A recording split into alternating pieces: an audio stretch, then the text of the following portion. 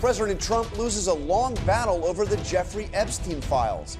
Now he wants the Justice Department to investigate Democrats associated with Epstein, even as the president's name appears over and over again in newly released emails. This week starts right now. This is a hoax put out by the Democrat, and a few Republicans have gone along with it because they're weak and ineffective. New details in the Jeffry Epstein case as a House committee releases more than 20,000 pages of documents from Epstein's estate. President Trump is trying hard to fight the release of more Epstein files, but now he says he wants a new investigation. What did he know with respect to Bill Clinton, with respect to the head of Harvard? We'll speak exclusively with Republican Congressman Thomas Massie on his battle with Trump over the Epstein files and our roundtable on the political fallout. Back in gear. I think the American people got a raw deal. The government reopens after Democrats fail to get a deal on health care. So why did you vote for it?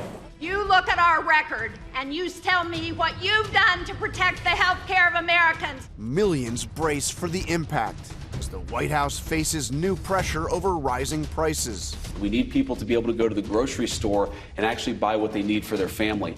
That takes a little bit of time. Senator Chris Murphy is here on the Democratic divide over the shutdown. And we'll ask Trump economic advisor Kevin Hassett why the White House just rolled back some of Trump's tariffs. And revolutionary history. From a small spark kindled in America, a flame has arisen. Ken Burns previews his new project out tonight, The American Revolution. From ABC News, it's This Week. Here now, Jonathan Karl. Good morning. Welcome to This Week. The longest government shutdown in history is over, with no progress towards addressing the issue that triggered it all. The massive increase in the price of health insurance set to hit millions of Americans in January. And millions more are being squeezed by higher prices at the grocery store, as well as the lack of affordable housing and the rising price of electricity. How much prices are going up right now is actually hard to say. Because of the shutdown, the government didn't gather the basic information needed to calculate inflation since September. In a sign that the White House knows that the high cost of living is a political liability for the president, the administration announced late Friday that it is rolling back tariffs on several consumer goods, including beef, bananas, tomatoes, and coffee. An acknowledgement, perhaps, of the obvious. Higher tariffs almost always mean higher prices at home. We'll get to all of that this morning with the president's top economic advisor, as well as a leading Democrat in the Senate. But we begin with our Mary Bruce and the controversy that engulfed the White House this week over the Jeffry Epstein files. This week, the release of thousands of documents from the estate of Jeffry Epstein sparking renewed questions about the sex offender's relationship with the president. Jeffry Epstein and I had a very bad relationship for many years. And now Trump is trying to shift the focus to Democrats. In an extraordinarily rare move, a president now publicly ordering his Attorney General, Pam Bondi, and the FBI to investigate Jeffry Epstein, but only his relationship with prominent Democrats. Bondi wasting no time complying, appointing U.S. Attorney Jay Clayton, saying the department will pursue this with urgency and integrity. This despite the fact that earlier this year, Bondi herself closed the books on the Epstein case, insisting there's no there, saying we did not uncover evidence that could predicate an investigation against uncharged third parties. Some Republicans are pushing back on the president's move. I don't think it's appropriate for him to do it. I would ask him not to do that because all it does is taint our legal system. Democrats labeling it a desperate attempt to change the subject. Will Donald Trump be investigated as part of this? Or is there going to be one set of rules for Donald Trump's friends and supporters and another set for his critics? Those emails part of some 20,000 documents released by the House Oversight Committee this week, many of which mention Trump. In a 2017 email, Epstein writing, "I have met some very bad people, none as bad as Trump, not one decent cell in his body, so yes, dangerous." Shortly after Trump launched his presidential campaign in 2015, Epstein told at least one reporter that he had dirt on Trump and was willing to share. In a 2018 text to an unidentified person, Epstein writing, "I am the one who is able to take him down." Trump has denied any wrongdoing, but he has refused to release the full FBI files on Epstein, and now a bipartisan group of lawmakers are trying to force him to. Trump clearly furious, going on a tirade against one of his closest allies, Marjorie Taylor Greene, one of 4 Republicans who joined Democrats to force a vote on releasing the Epstein files. The president calling her Marjorie Traitor Greene, labeling her a lightweight who betrayed the entire Republican Party, and announcing he's withdrawing his support and endorsement of her. Something happened to her over the last period of a month or two where she changed, I think, politically. Greene firing back, saying she's long supported the president, but I don't worship or serve Donald Trump. For This Week, Mary Bruce, ABC News, Washington. And I'm joined now by Republican Congressman Thomas Massie of Kentucky, who led the effort to release the Epstein files. Congressman Massie, thank you for being here. President Trump fought long and hard to prevent your discharge petition from going through. You won that battle. Now, what happens? How many Republicans in the House follow your lead and defy the president on this? I think we could have a deluge of Republicans. There could be 100 or more. I'm hoping to get a veto-proof majority on this legislation when it comes up for a vote. And, you know, the president's been saying this is a hoax. He's been saying that for months. Well, he's just now decided to investigate a hoax, if it's a hoax. And I have another concern about these investigations that he's announced. If they have ongoing investigations in certain areas, those documents can't be released. So this might be a big smokescreen, these investigations, to open a bunch of them as a last-ditch effort to prevent the release of the Epstein files. I mean, it is extraordinary to hear him demand an investigation and only mention Democrats, only mention his political opponents. But you're saying he may not really even want any investigation. He wants to prevent the release. Why does he want to prevent this? What is he afraid of? You know, I've never said that these files will implicate Donald Trump.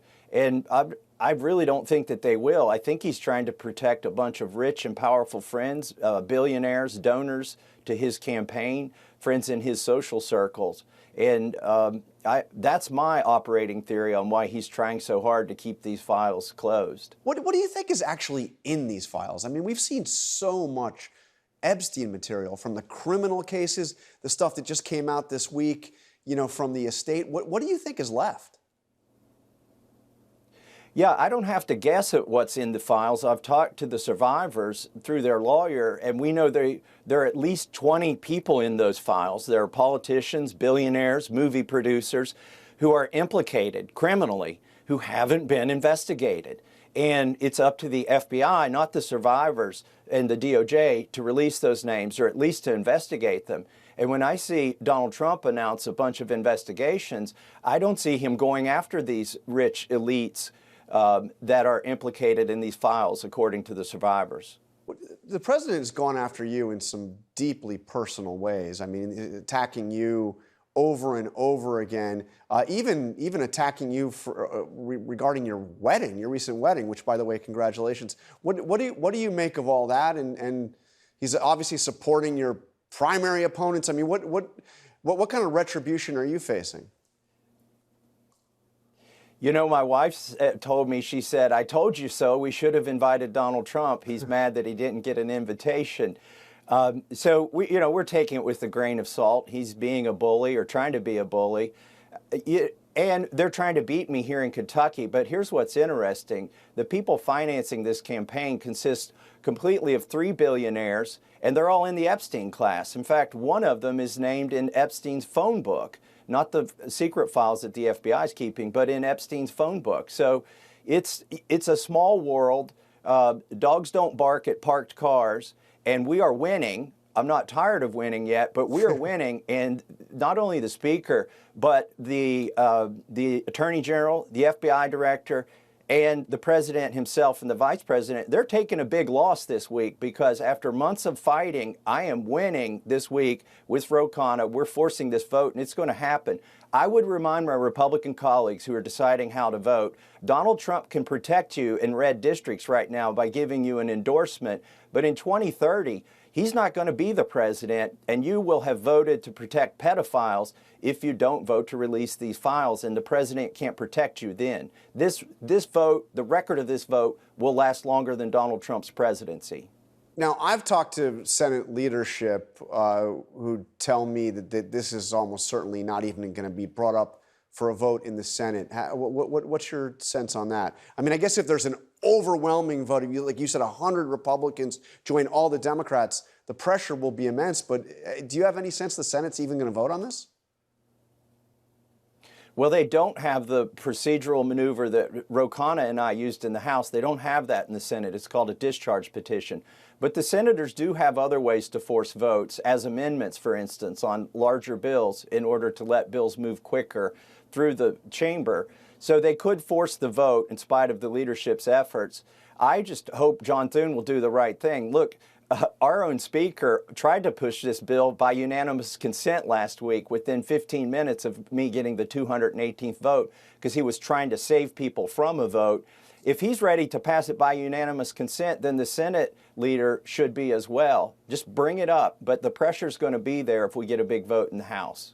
All right, Congressman Thomas Massie, thank you for joining us this morning. And now we turn to Democratic Senator Chris Murphy of Connecticut. Senator Murphy, thank you for being here. Before we get to the shutdown and all those related issues, on Epstein, the president is now demanding or has demanded that the Attorney General, the Justice Department investigate his political opponents. And Pam Bondi responded by basically saying, yes, sir, and moving in that direction. What do you make of that? Well, it's both heartbreaking and totally unsurprising. The Department of Justice has just become a protection racket for Donald Trump and a witch hunt operation against his political opponents. This is why our democracy is in such peril right now, is that for the first time in our history, the Department of Justice operates in order to try to punish and lock up anybody that criticizes Donald Trump. I'm really proud of the work that Representative Massie has done in the House of Representatives, along with Ro Khanna. And yes, John Thune should bring that vote to the Senate floor as soon as it passes the House of Representatives. It's true that Donald Trump is trying to cover up for, I think, a host of really powerful and rich people, but he's frankly not that selfless. He wouldn't be going through all of this effort to try to stop the release of these files if he wasn't seriously implicated in those files. This is most likely the biggest corruption scandal in the history of the country. We know that because Donald Trump is going to these extraordinary lengths to stop these files from coming out. The Senate should take this vote. I think it'll be likely another big bipartisan vote, and I'm grateful to our House colleagues for sending it our way. He certainly is going to extraordinary lengths. Of course, the president denies any wrongdoing in any of this. I want to move to the shutdown. Obviously, longest shutdown in history. You believe it ended too soon. It was 43 days. Did the Democrats gain anything from the 43 days that the government was shut down? Well, let's just remember why we didn't have shutdowns when Joe Biden was president and Democrats were in charge of the House and the Senate. It's because we negotiated with Republicans. We included things that were important to them in short-term and long-term spending bills. The bottom line here was that Republicans refused to negotiate with Democrats at all in any meaningful way because they are so intent on raising costs as a mechanism to pay for their big billionaire and millionaire tax cut. And that should be shocking to the American people that Donald Trump and Republicans are so committed to raising your health care costs by 50%, 100%, 200% in some cases. Listen, Jonathan, as you know, I thought it was a mistake for Democrats to give up what was real political advantage coming off the elections that could have allowed us to reduce these premiums. In the end, I thought we had a real shot to get a continuing resolution passed that would have lowered prices for people. And I also worry that by capitulating, we have empowered Donald Trump, that Donald Trump is going to act even more brazenly and more lawlessly in the future because of how this vote turned out. Now, what did we get? We got a commitment for a vote in December on the cancellation or the postponement of these massive premium increases. If Republicans don't vote with us, then it is even more clear to the American public who is responsible for the horror that is going to happen when millions of people lose their insurance starting in January. That's a very thin silver lining to me, but I'm going to work very hard to make sure that that vote passes, and if it doesn't, hold Republicans accountable. And even that silver lining, my understanding is that John Thune, the Republican leader, had offered that vote a month earlier. But let me play to you what Vice President J.D. Vance had to say about this. Here's what the Democrats actually accomplished. They caused a lot of stress for our troops. They made our air traffic controllers not get paid. They caused a lot of flight cancellations. They had a lot of people thinking they weren't going to get their food benefits, all for literally nothing, Sean, because we could have struck this exact deal 45 days ago. I mean, in a literal sense, take aside the food stamp benefits, which actually the administration pressed fought any solution to that. Isn't he right in a literal sense? I mean, there was pain in the shutdown. There was more pain coming. And again, all you have is what you called that very thin silver lining to show for it. Well, he's certainly right that there's pain in a shutdown. Shutdowns are terrible, but as you mentioned, they made it much worse. They illegally refused to pay nutrition benefits for hungry kids. But the American public knew who was to blame for this shutdown by overwhelming numbers. They said it was Donald Trump and Republicans. Why? Because they run everything. They run the House of Representatives, they run the Senate, they run the White House, and they made no real effort to end this shutdown. Again, why? Because they are so fundamentally committed to raising people's premiums.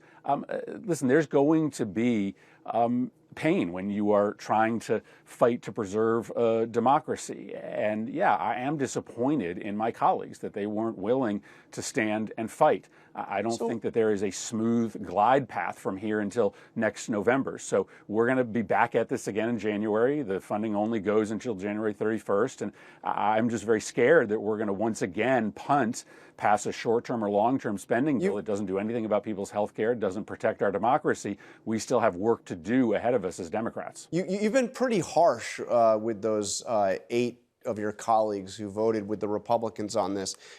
You accuse them of voting with Donald Trump. And I want to just read what one of them, Angus King of Maine, what he had to say about the reasons behind his vote. He said a shutdown empowers Donald Trump rather than rein him in. He has used the shutdown to cut off SNAP, to fire more federal workers, to cut off projects he doesn't like, particularly in blue states, and to do generally whatever he wants. I never understood the logic of standing up to a bully by giving him a new weapon to hit you with. Was this a flawed strategy to begin with, the idea of using a shutdown as leverage? Well, Democrats didn't want this shutdown, but we have values. And so if you want Democratic votes for a budget, it has to be a moral budget that doesn't destroy our democracy. The fact of the matter is, if you don't put constraints on Donald Trump's illegality, this democracy isn't going to be here next November. It isn't going to be here in 2028. So Democrats, yes, have to draw firm moral lines in the sand right now. We would be suckers if we were to sign on to a long-term budget that, for instance, fully funds the Department of Justice to engage in a witch hunt operation against Democratic senators. So we don't want a shutdown, but the situation is unique. Donald Trump is trying to weaponize our compassion against us. This is how we lose democracies all over the world, when despots or would-be despots say, I'm going to hurt the people, use their pain as extortion to try to get you to give me more power to corrupt the nation. So there is not an easy path to saving the democracy. There is not a path that doesn't involve some pain. We will have to find unique ways, as the civil rights movement did, to mitigate the pain for people. But there's no simple, pain-free path to saving our democracy. And I hope that my colleagues, who I respect greatly, realize that. Chuck Schumer's taken a lot of heat for this. Do you still have confidence in him as the Democratic leader? And do you think he will still be the Democratic leader after the midterms? Well, we can't continue to operate like this in the Democratic Senate. This is not the first time that a small group of Democrats have crossed over to support Republican measures that give Donald Trump more power. So I've been candid with him and with my colleagues that the Democrats are going to lose this democracy if we continue to allow Republicans to cleave off 10 or 12 or 15 of us. So we've got some hard conversations as a caucus moving forward. We can't continue to be split like this, or we won't save our democracy. And so certainly when we return to Washington next week, Senator Schumer is going to have to explain to us how we're going to run the caucus differently, how we're going to be more united. We're out of time, but very quickly before you go, the president said that he has made a decision, has come to a decision about Venezuela, suggesting that there could be military strikes on Venezuela. How big a step would that be, and how should Democrats react to that? Well, it seems pretty clear it's just an effort to distract people from the rising prices and from the Epstein scandal. No one wants a war with Venezuela. To the extent they're claiming it has something to do with the drug trade coming into the United States, the majority of drugs don't come through the Caribbean. They come via a land route that the president is ignoring because he is so focused on this absurd, illegal military campaign against Venezuela. So I don't think he'll find much support amongst Republicans or Democrats in this country for it. And by the way, it's wildly illegal. The president can't start a war with a nation without a congressional authorization. It's just another sign of how out of control and how lawless this president is, and another signal to Democrats as to why we need to draw those firm moral lines in the sand right now to constrain his growing illegality. All right, Senator Chris Murphy of Connecticut, thank you for joining us this morning. Up next, what's the White House's plan to address those skyrocketing health insurance premiums? And will the president roll back more tariffs as Americans feel the pinch from higher prices? We'll ask Trump's top economic advisor, Kevin Hassett. We're back in 2 minutes. We're going to continue this fight to lower the high cost of living in a country where America is far too expensive. Far too many people struggling to live paycheck to paycheck, can't thrive, and can barely survive. That's what this fight has been all about. And we'll continue to work hard to lower the high cost of living. All right, that was House Democratic Leader Hakeem Jeffries. I'm joined now by Kevin Hassett, the director of the White House National Economic Council. Thank you very much for joining us. So the president just cut tariffs on a whole range of goods, including coffee, bananas, beef, tomatoes, that had become quite expensive. How soon can we expect prices on those goods to go down? Right. Well, first of all, if you look at the history of inflation, right, what happened was that there was runaway Democrat spending in Joe Biden's term, and we got inflation up almost to 10%. It averaged 5% over the 4 years. And that has created a situation where, for example, mortgage rates went up. And so the typical payment for a monthly mortgage payment almost doubled. That a bag of groceries that cost $400 a month when President Trump left office is $500 or $515 when President Trump came back this time. And so that there's this really big hole that's been dug. And then the question you could also ask as an economist is, how do I summarize all those different prices and everything? And one of the ways you could do it is just look at purchasing power, the real wage. But purchasing power, I'll just finish this and then I'll get back to it. The purchasing power dropped by about $3,000 under Joe Biden because the wages didn't keep up with prices. Under President Trump, it's already gone up by about $1,200. We understand that people still feel the pain of the high prices, but we're closing the gap and filling the gap fast. I don't want to get into numbers, but both those numbers are disputed by many economists. No. But both of them are. But let me ask you the question I asked again. So the tariffs have been removed from these items that we all, many of us buy at the grocery store. How soon do we expect the prices on those goods now to go down? Right. Well, the prices for those goods weren't necessarily going up just because of tariffs, and so the prices will go down. Well, the prices will go down, of course, but because the tariffs have been taken off. Right. Well, because the supply of the goods into the U.S. is going to increase. But I mean, to state the obvious, I mean, tariffs do raise prices on Americans, despite what the president has said over and over again. It depends on, so if you look at it, how much has inflation gone up because of tariffs? Everybody was saying we're going to have stagflation because of the tariffs, but in fact, year over year, inflation is down. The latest inflation report shows that it's 2.5%. And that's very close to the Fed's target, and that happened with tariffs coming. The reason that happens is that for most products, if you think about the stuff we get from China, China sells the products into the U.S. almost as much as they can to create jobs in China. And that means that they have to lower their costs when we put a tariff on, and that's why inflation didn't happen. And GDP growth is about 4% with the tariffs, so we didn't get stagflation because the inelastic suppliers have been lowering their prices. But there's some things that aren't inelastically supplied, like coffee.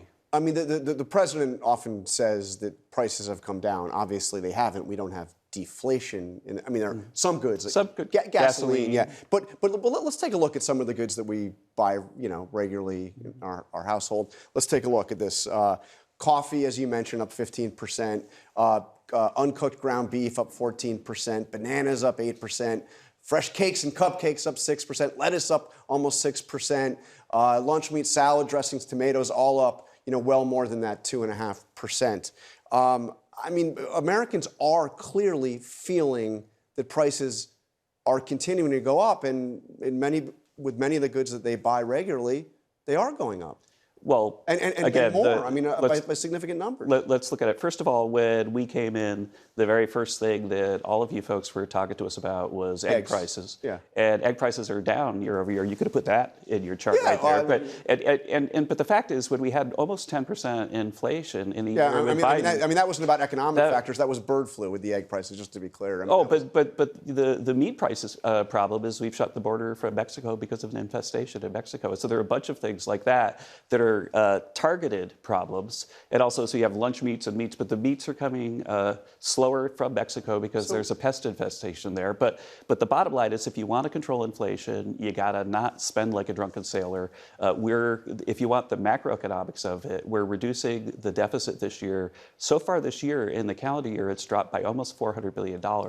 And that $400 billion is probably going to be about $600 billion reduction in deficit this year. That's the kind of stuff that takes the pressure off the price of everything. It's still a mighty large deficit. So the president claims that Thanksgiving costs are down 25%. I mean, does he know that's not true? Well, if you look at Walmart and the few places that put out their prices of Thanksgiving baskets. Wait a minute. I got to stop because the Walmart comparison's like not a thing. I mean, Walmart had a Thanksgiving package last year. They've got a Thanksgiving package this year. The one this year contains much less than what the one last year took. So that's why the price is less. Look, we got a chart here. Last year, it was 21 total products. This year, it's 15. Total number of items in those products was 29% now. 29, now it's 22. There's more generic brand stuff. So, I mean, Thanksgiving, if you're going to the store to buy groceries for Thanksgiving, it's going to be more expensive this year. I really don't understand where you're going in the sense that Joe Biden gave us 20% He's not inflation. president. Donald Trump's president. No, and you want us to fix the hole that Joe Biden I'm dug just saying, right away. Why does the president tell everybody? The prices went up so much under Joe Biden, and inflation is way down. Inflation is about half what it was in December. This is something that's being fixed fast, and real incomes are up after dropping about $3,000 under Joe Biden. And so, sure, you can find a few things where the price is higher, but there's a whole bunch of stuff where the price is lower, like gasoline, like mortgage rates. When are we going to get the Republican plan to You understand that mortgage rates have gone way down, and it's much cheaper to buy a home now than it was when President Trump took office. Down, right? Yeah. So when are we going to hear from the White House the plan for health insurance premiums? And we have 20-some million Americans are going to have not just rising health insurance premiums, but skyrocketing. When do we get the Republican plan? So it seems I'm kind of confused because Obamacare is 100% a Democratic policy. The current path of Obamacare is 100% something that was created by Democrats. They added a big expansion, and then they knew they couldn't pay for the whole thing in a long time. And while they did that, let me just finish that. Yeah. While they put all of those subsidies into Obamacare, Obamacare became not affordable. It wasn't Affordable Care Act. In fact, the cost of these Obamacare premiums has gone up twice as fast as for the private market. I mean, really out of time. Is there going to be a Republican plan to address that, or is it just of course, we're the president has already talked about blame Democrats. The Democrats are at fault for this, and in fact, we even had a solution for this in the big beautiful bill, and they took the Byrd rule to take $30 billion away from people, so they couldn't have the health insurance that they needed. All right, Kevin Hassett, thank you for joining us this It's good morning. to be here. Coming up, what exactly is President Trump preparing to do in Venezuela? I'll be back with the roundtable in just a moment. And the roundtable is here. Former DNC chair Donna Brazile, former Bernie Sanders campaign manager Faiz Shakir, SCOTUS blog editor Sarah Isgur, and former White House Chief of Staff Reince Priebus. That's Trump's Chief of Staff. Thank you all for being here. So, Sarah, you used to work at the Justice Department, actually under Donald Trump. And we're now seeing Trump doing something he's done now a couple of times, but publicly demand that his Attorney General, his Justice Department, investigate, prosecute somebody. That is not actually new. It happened when you were there. It happened over and over again during his first term. But back then, the Justice Department kind of ignored him, right? I actually remember a meeting that we had where we talked with a bunch of lawyers and we sat around and decided that tweets were not orders from the president. That was a weird day as an attorney. But look, this justice... Did you get an OLC opinion on that? Yeah, pretty much. Okay. Yeah, they're not orders. It is the case that this Justice Department, this administration...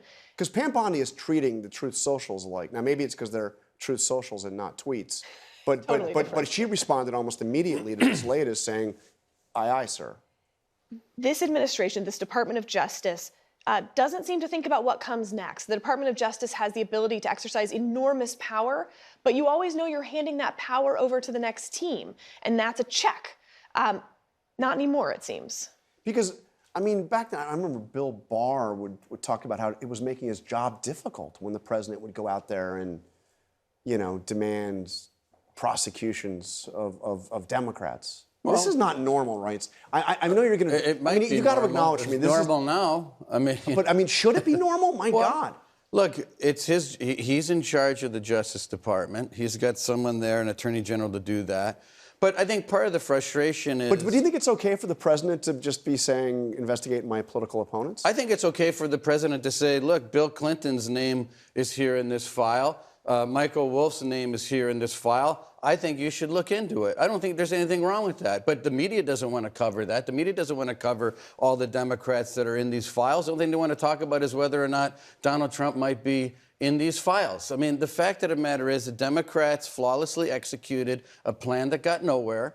They debated whether, this is all this week, debated whether Chuck Schumer should be replaced, and now all of a sudden, all we're talking about is the Epstein files. And he's frustrated, and you're largely driven by Republicans, actually, and Bill Clinton denies wrongdoing. Not just a couple, and that's all it takes is a couple and a small minority. You may be surprised majority. to hear me say this, which is that I credit a lot of the integrity of the MAGA movement here, because if you look at Trump's second term and you say, where did the Epstein start kicking up? It wasn't from traditional Republicans. It was people like the MAGA influencers who they brought in the White House were handed these binders saying Epstein files phase 1, and they felt they were played. They were played. And then Elon Musk goes out and says, hey, this is a cover-up. And then what happens? You have Joe Rogan, Tucker Carlson, a bunch of people on the right saying, hey, we want the Epstein files. Where's the integrity? And thankfully, now you got Nancy Mace, you got Tom Massie, you've got Lauren Boebert, and you got Marjorie Taylor Greene. Thanks to them, there's some integrity. Okay, wait a second. You're talking about integrity. First of all, the three things can be true. Is it a political hit job?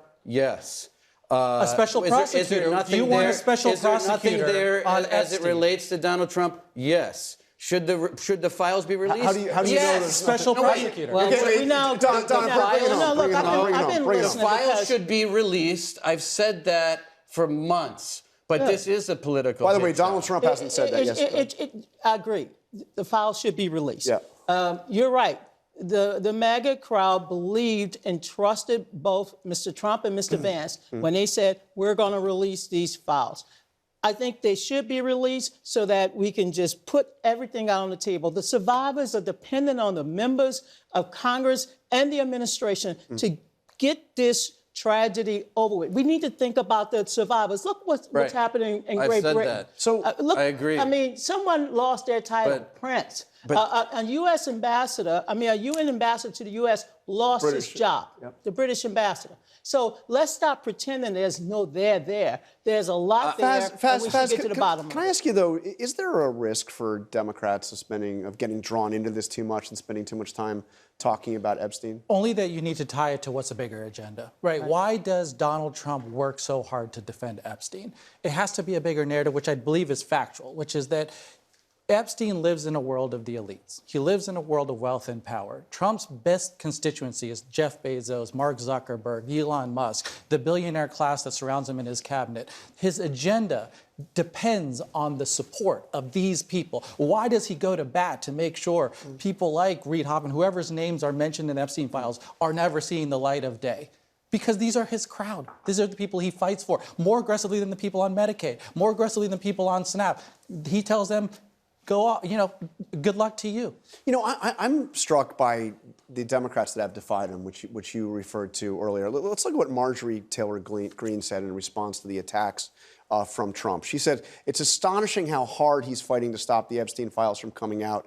And he actually goes to this level. I have supported President Trump with too much of my precious time, too much of my own money, and fought harder for him than even when almost all of the Republicans turned their back and denounced him." All true, by the way.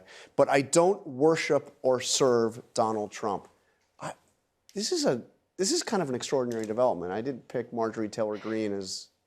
We have seen this happen many times. If someone has sort of an actual policy, philosophical world that they've built around MAGA, it usually doesn't end well for them. You can think of Jeff Sessions here, as we talked about earlier, his previous attorney general. Even what's going on at the Heritage Foundation certainly looks a little like that as well, where Donald Trump is about Donald Trump. That's what it means to be part of MAGA right now. Marjorie Taylor Greene taking this on her own probably isn't going to go well because support for Trump is about Trump, not some larger policy principle. What do you make of that, Reince? Because it's Marjorie Taylor Greene. Lauren Boebert was actually brought over to the White House, sat down in the Situation Room with the FBI director and the Attorney General, got a call directly from President Trump asking her to take her name off that petition. And Marjorie Taylor Greene and Lauren Boebert were two of the most MAGA of the MAGA crowd. I mean, what do you make of them standing up to Trump? I think they agree that the file should be released, and they're not bending on it. I think some of these folks actually believe that that they're bigger than they actually are, and I also think that the reality is... Or is Donald Trump already a lame duck? No, I don't think so at all. I think Donald Trump's in full control of the Republican Party, it's and he funny, will be this has happened after the election. I didn't interrupt you when you were talking. Yeah. So when Donald Trump is in full control, but these guys, division is profit in America. And if you're dividing and you have money that you make and you get clicks online and you're fundraising, Marjorie Taylor Greene is one of the biggest fundraisers in the Republican Party. Next to Donald Trump. She's actually, yeah, of course, because he's president of the United States. I've got to be clear, I think what we should be talking about, as Donna did, is number one, the victims. Yeah. I don't think there should be special treatment for the elite, but I think that there should be a process in place for protecting victims as well that don't want their name released. I want to move on to another big story, which is the military movements around Venezuela and President Trump saying he has made a decision about further military action on Venezuela. We don't know what the decision is. This harkened back to something that I had reported on back, something that happened in his first term, the first year of his first term. Take a look at this. This is something from my book, Front Row: The Trump Show.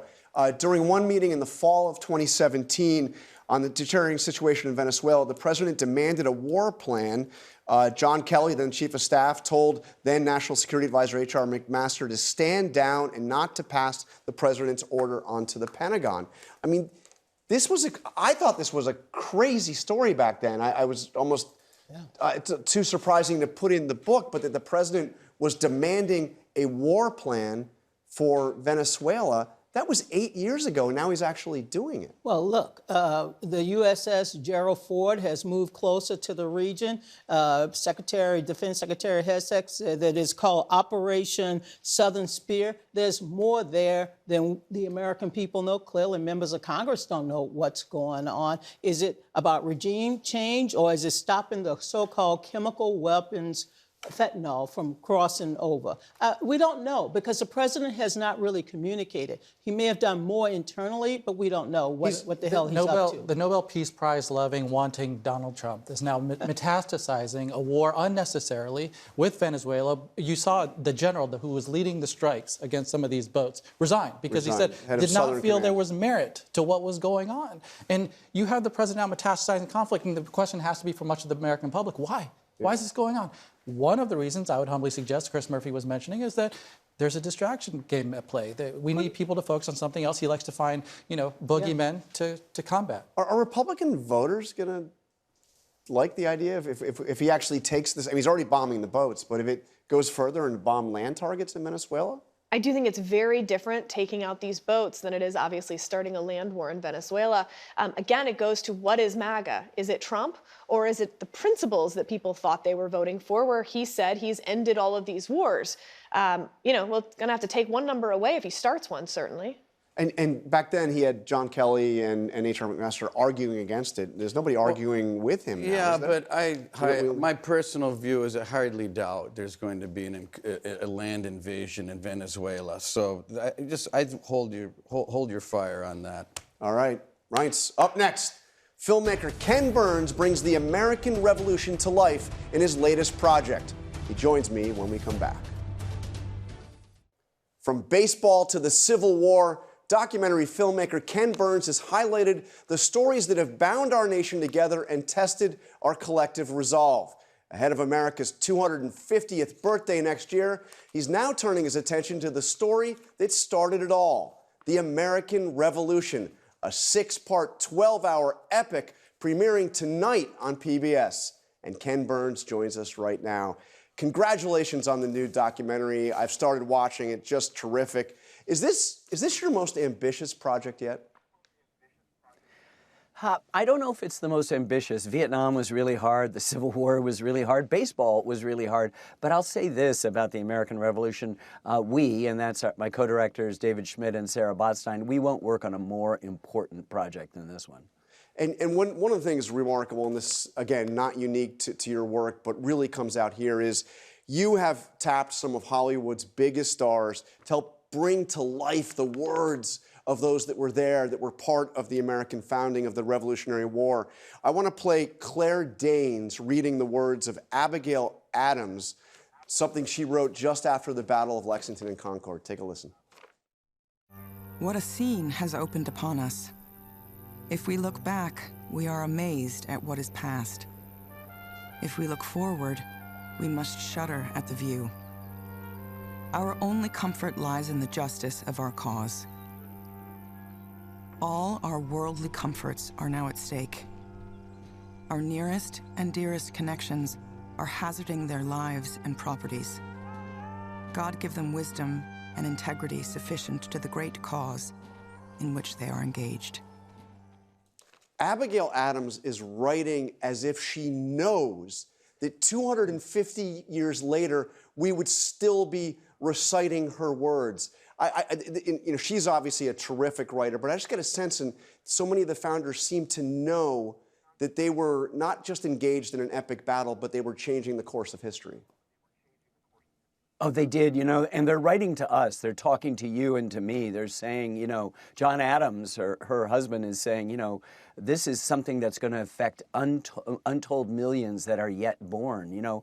This is a big deal. For the first time in human history, people are not going to be under authoritarian rules, subjects, ignorant, superstitious, distracted by conspiracies, but they're going to be citizens, which is going to require a lot of responsibility. And as Abigail fears, they do have the justice of the cause, but they're up against the greatest military power on earth with the most far-flung empire on earth. How the hell are these people who have just been mowed down on Lexington Green and finally fought back at the North Bridge in Concord and harassed the British already back to Boston? How are they in April of 1775, 6.5 years later at Yorktown, gonna win. And that's the story of our 12 hours. We don't have photographs, we don't have newsreels, we don't have them talking to the camera. What we have are their words, what we have are the places that they transformed, and what we have are groups of dedicated people who've been doing these reenactments for years and years, which we collected over 6 or 7 years of filming in every time of day of night, in every season, in every location, from Maine to Georgia. Getting a sense of what it was like to be in that revolution, and including everybody, not just the opaque top-down people who we think we can give you a real sense of who they were, particularly George Washington, the most important person to this thing, but also the women who are hugely important, keeping the resistance alive, Native Americans, Black Americans, both enslaved and free. It is a dynamic story of a revolution, but a civil war and a world war all at once, and it's the fourth world war over the prize of North America. And you presented it in all its complexities. Before you go, I want to bring to you something that Thomas Jefferson wrote after all of this. He wrote after Shays' Rebellion, famous quote where he says, "God forbid we should ever be 20 years without such a rebellion. The tree of liberty must be refreshed from time to time with the blood of patriots and tyrants."